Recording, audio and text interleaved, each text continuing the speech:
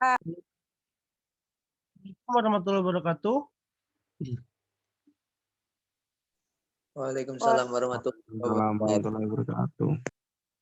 Kita akan membahas beberapa pasal penghinaan, penistaan, dan fitnah ya.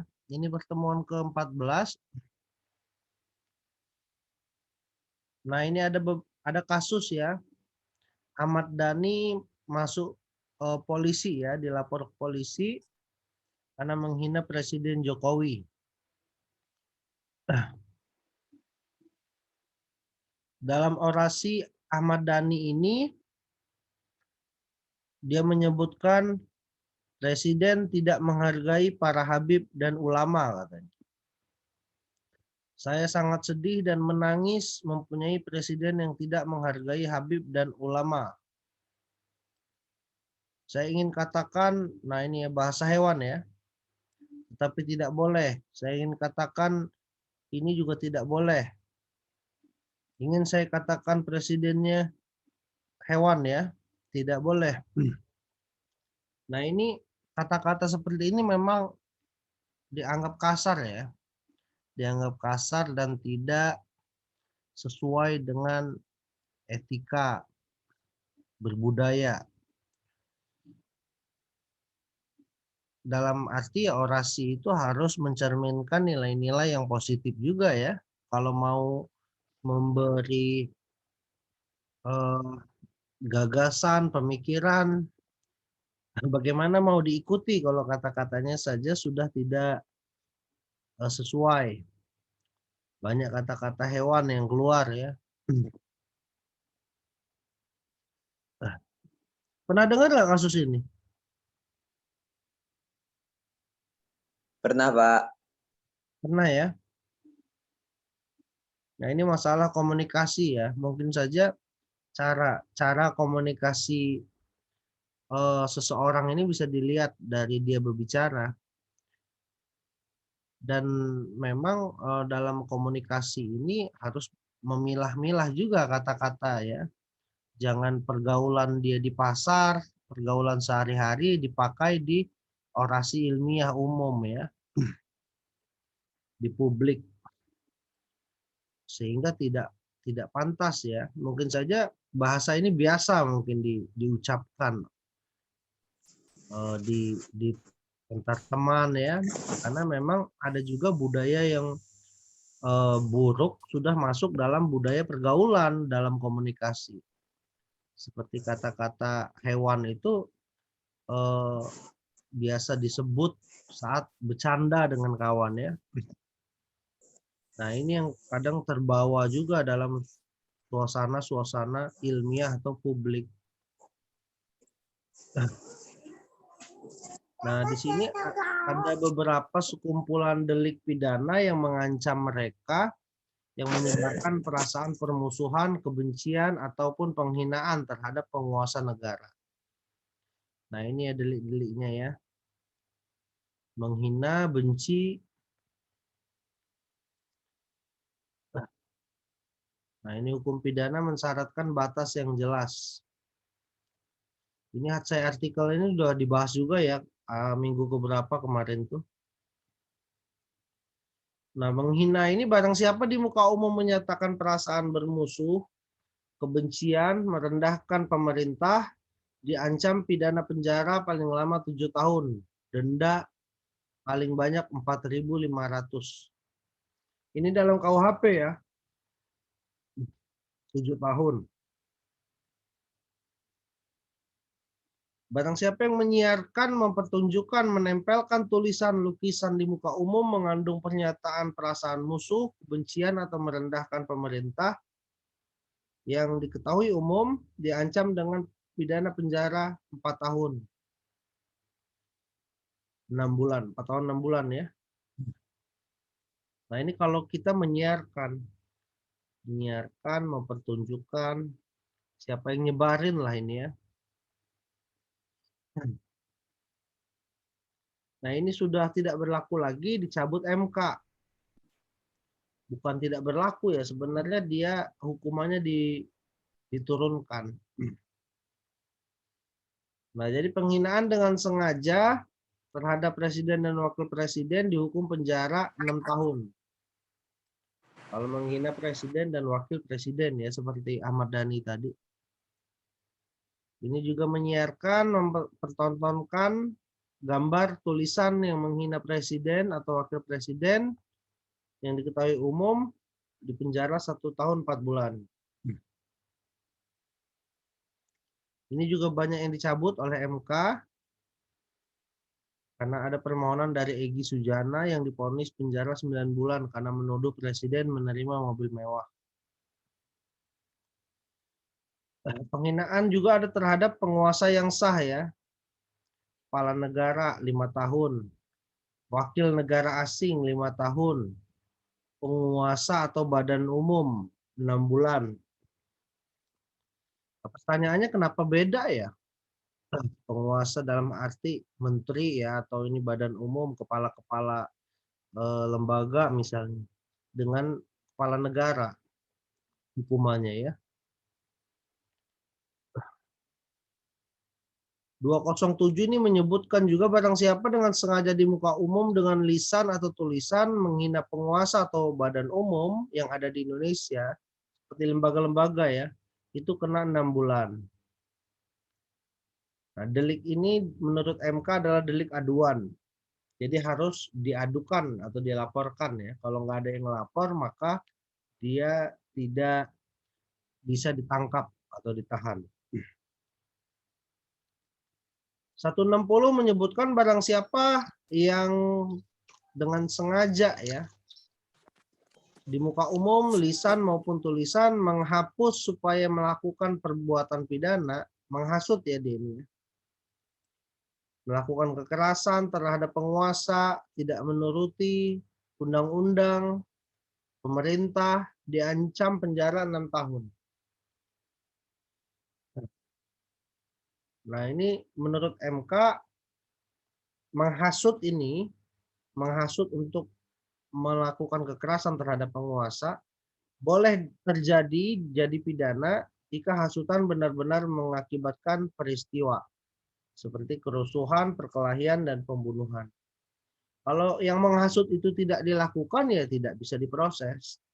Artinya penghasutan itu diiringi juga dengan terjadi ya. Yang dihasut itu benar-benar melakukan suatu kejahatan.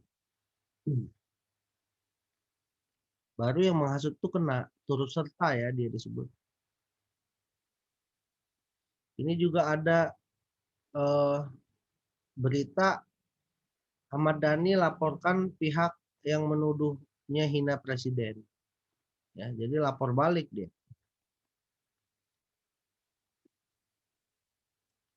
Pengacaranya menyebut Ahmad Dhani tidak punya niat buruk sama dengan Ahok. Tapi dalam hukum pidana itu yang dilihat bukan ada niat apa tidak, kawan-kawan. Yang dilihat itu sebenarnya adalah impact-nya. Paham nggak? Halo? Iya, Pak. Jadi hukum pidana itu melihat dampak atau impact-nya. Kawan-kawan nggak sengaja main kembang api, apinya kena rumah orang kebakaran. Ya niatnya nggak ada ngebakar rumah orang, bener nggak?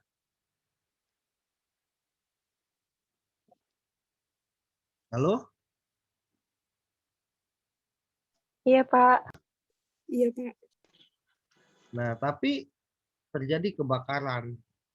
Ada yang lagi merokok di atas motor, buang puntungnya deket pom bensin. Pom bensinnya meledak. Ada niat nggak dia sebenarnya ngebakar pom? Nggak ada. Nggak ada. Artinya pidana itu nggak ngelihat niat ya. Paham nggak? Iya, Pak, paham. Nah, itu pun yang terjadi sama Ahok. Ahok mau dia niat menjelekin atau enggak, ya tetap aja kalau impact-nya membuat para muslim kebakaran, ya kena juga dia. Begitupun Ahmad Dhani. Kadang pengacaranya ini aneh juga ya.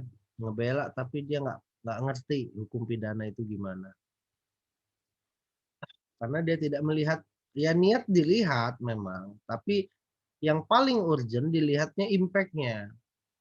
Atas perbuatan yang dia lakukan itu impact-nya apa? Maka dia bisa diputus bersalah atau tidak. Ini ada Arsat ya, alias Imen. Kelahiran tahun 90, agama Islam. Nah, ini juga ada ini ya, salah satu apa namanya? Ini Twitter apa Facebook ya? Kira-kira. Facebook itu, Pak. Facebook itu, Pak.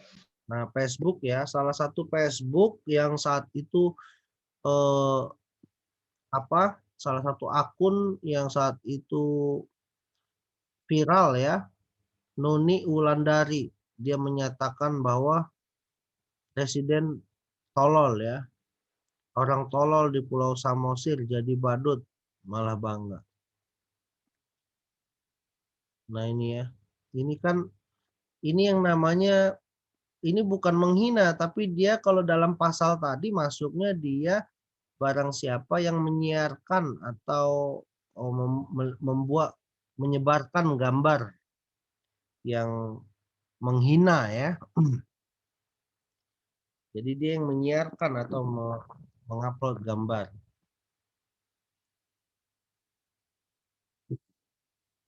Ini kan pakaian adat sebenarnya ya.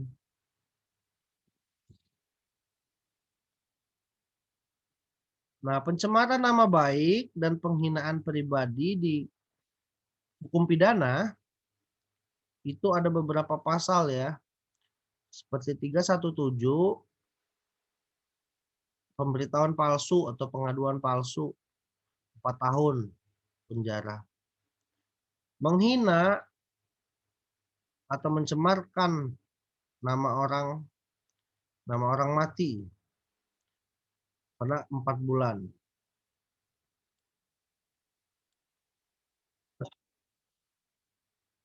Nah ini sebenarnya udah saya jelasin ya. Ingat nggak ini?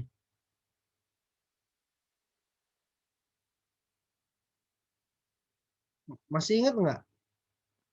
Apa bedanya penghinaan, penistaan, dan fitnah?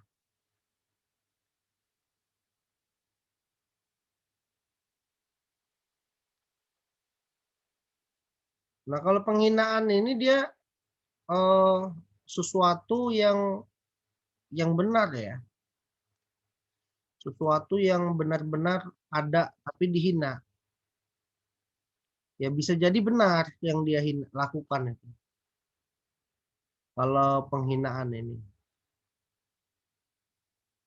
Misalnya ada kawan kita yang memang nilainya nilainya nggak lulus atau dia tidak naik kelas. Kita hina,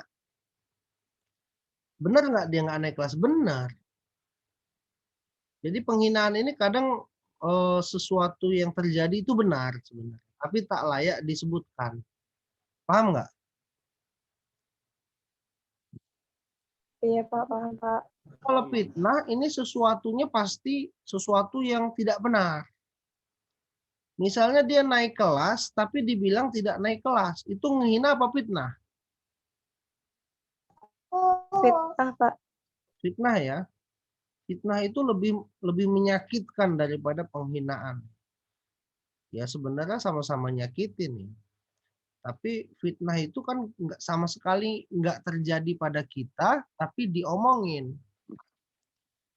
Kita dibilangin apa ya misalnya pencuri, tapi kita bukan pencuri. Nah itu fitnah. Nah ancamannya ini 4 tahun, lebih lama daripada penghinaan dan penistaan. Penghinaan 9 bulan, penistaan 1 tahun. Makanya kita jangan sampai fitnah ya. Fitnah ini benar-benar bisa dipenjara 4 tahun. Karena sesuatu yang disebutkan itu tidak benar dan tidak bisa dibuktikan. Kalau penghinaan, kalian di pengadilan, kalian benar kok dia nggak naik kelas. Ya memang bukan fitnah, kalian benar ngomong, tapi itu jatuhnya ngehina. Paham ya? Paham, Pak. Nah, kalau penistaan ini dia lebih kepada suatu golongan biasanya. Dia menistakan suatu agama, budaya, ya, kelompok, menggunakan tulisan, gambar, ya, menyerang kehormatan, nama baik. Nah, itu tadi yang kalau dilakukan tidak menggunakan media sosial seperti orasi, ya, Ahmad Dhani tadi. Nah, ini kalau pakai media sosial, dia kenanya ITE. Jadi beda ya. Menghina dengan ITE, media sosial, dengan menghina dengan umum, pakai kitab undang-undang hukum pidana. Tidak, bukan pakai ITE dia. Kalau pakai media sosial, ini dihukumnya pakai ITE. Ya.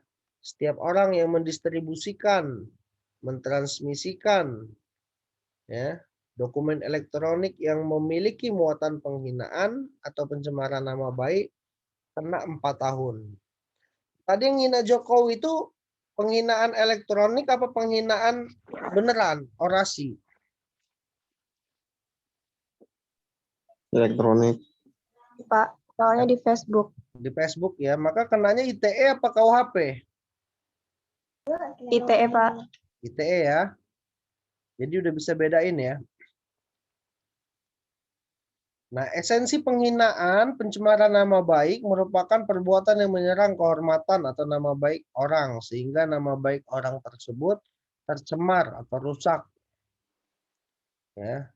Yang diserang pasti malu kalau udah menghina, mencemarkan nama baik ya. Kehormatan yang diserang hanya mengenai kehormatan tentang nama baik. Ya, bukan kehormatan dalam lapangan seksual. Jadi benar-benar murni nama baiknya yang diserang ya. Nah, ini maksud delik apa ya? Nah, itu ya minggu kemarin sudah dijelaskan bahwa semua ITE itu deliknya aduan. Di dalam KUHP pun kalau yang namanya penghinaan, pencemaran nama baik itu deliknya aduan. Jadi kalau yang dihina nggak ngerasa terhina, dia nggak ngadu, nggak ngelapor ya nggak ada masalah. Artinya hukum itu bekerja ketika ada yang merasa dirugikan. Harus ada yang ngadu atau ngelapor. Kecuali seperti pembunuhan ya, itu mau nggak ada yang ngadu juga polisi turun pasti nyari siapa yang bunuh.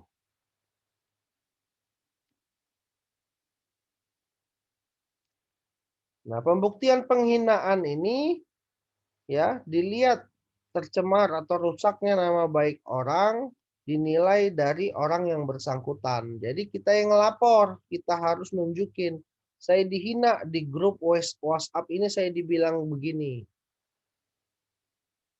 Jadi dilihat ya konten atau konteks bagian yang sangat penting. Ya, bagian mana yang dihina.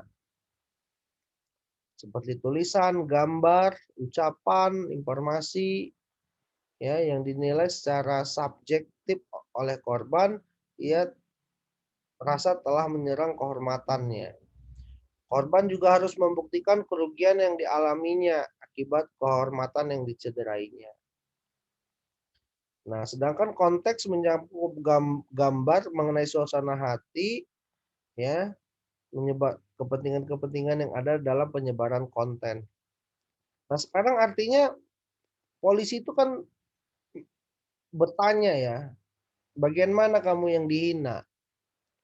Gimana kalau orang itu memang sensitif, dikit-dikit dikit-dikit sakit hati, ya, diledek dikit di grup WhatsApp, bercandaan sakit hati. Nah, itu gimana menurut kawan-kawan? Baperan. Ya, gimana menurut kawan-kawan? Itu masuk nggak dalam penghinaan? Atau itu sebenarnya tidak ada penghinaannya?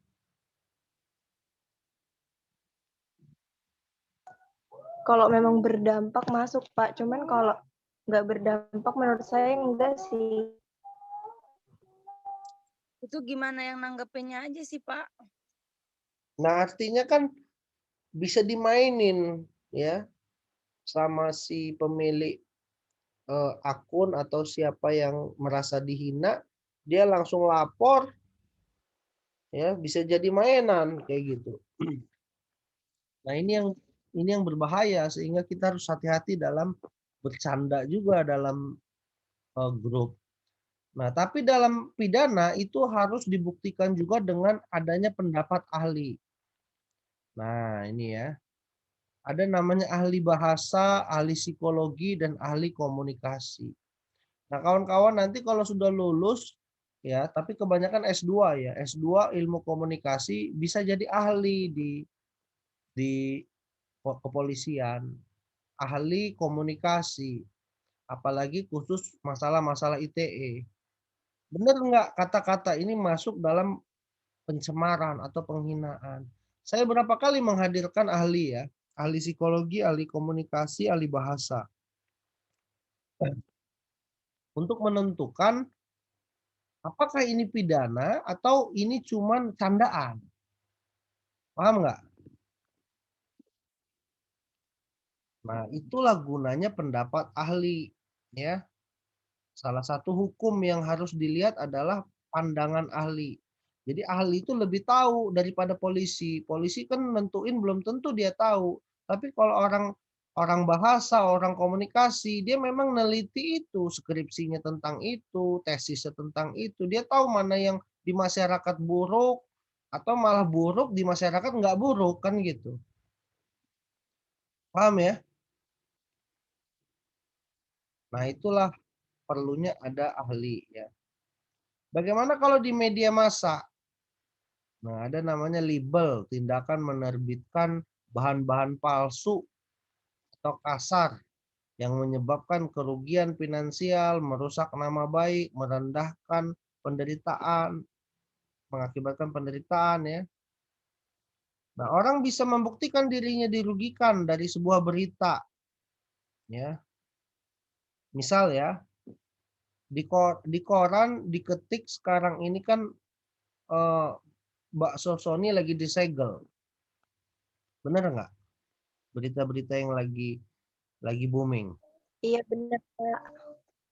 Nah, tiba-tiba dalam koran tuh dibuat berita disegel karena mengandung zat-zat haram atau zat-zat candu adiktif.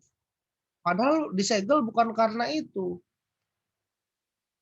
Jadinya orang nggak laku lagi makan bakso itu gara-gara berita yang nggak benar. Nah, ini masuk nggak pencemaran menurut kawan-kawan? Masuk, Pak. Karena ada kerugian ya, kerugian finansial ya. Baksonya nggak laku lagi, nama baiknya rusak ya.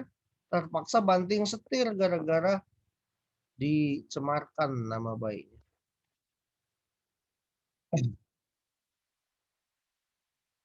Nah, ini berapa kasus juga penghinaan terhadap media cetak ya.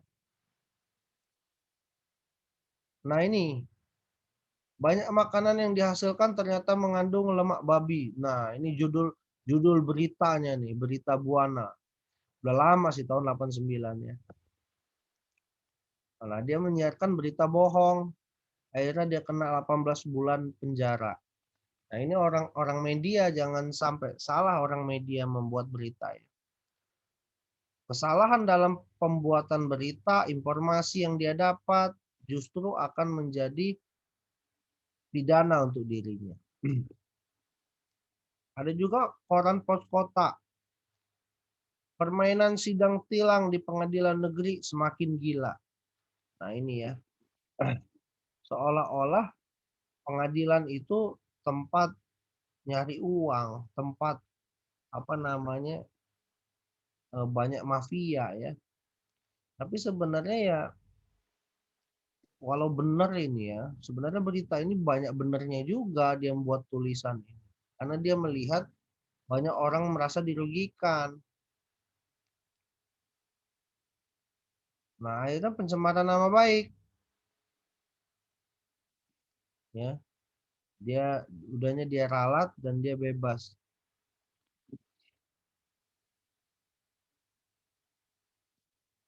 Ada juga tahun 99 Cinta Segitiga Dua Jenderal. Ya. Tri Sutrisno dan Edi Sudrajat berebut janda. Nah, ini juga tender proyek KKN gubernur. Nah, sebenarnya judul-judul ini dibuat oleh media juga karena media tahu fakta sih, tapi dia nggak bisa buktikan itu. Andai dia bisa buktikan, ya jatuhnya bukan suatu apa namanya fitnah. Dia memang menghina ya, tapi kalau itu benar artinya kan hasil audit koran itu benar. Dalam arti gubernur memang benar-benar sudah ketangkep polisi. Baru dia buat judul ini. Kalau gubernurnya belum ketangkep polisi, udah buat kayak gini belum ada bukti, ya kita jatuhnya fitnah atau pencemaran nama baik. Obat terlarang, nama Tommy disebut. Nah, Tommy ngerasa dihina dan dia menggugat media. Nah, ini banyak ya. Tabakin terima 400 miliar di balik setoran pribadi. Baramuli dan kredit 800 miliar. Ya banyak sekali memang apa namanya suatu judul media yang menyinggung bahkan dianggap menghina. Nah, benar atau salah suatu perbuatan bukan koran yang menentukan atau koran yang menulis. Ya, koran itu boleh menulis kalau sudah diputus hakim bersalah.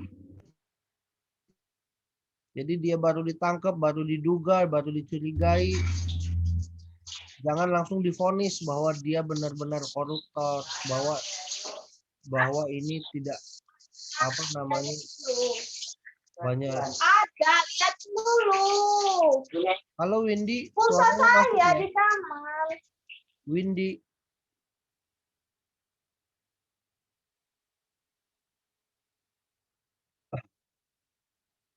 paham ya?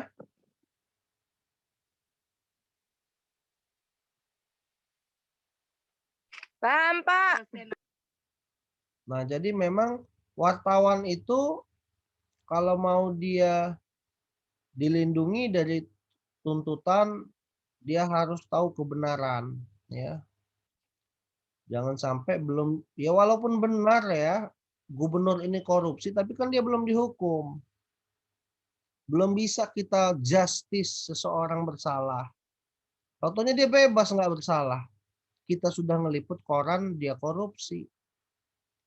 Jadi harus ada kebenaran di sini. Privilege ya yang ditulis itu harus sudah sesuai dengan yang diungkap oleh pemerintah secara resmi. Dan kritik, kalau hanya kritik nggak ada masalah ya.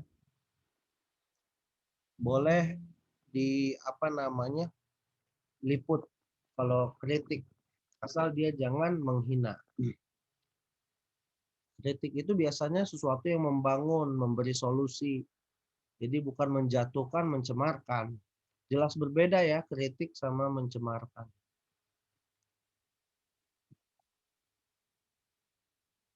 Ya mungkin itu kawan-kawan.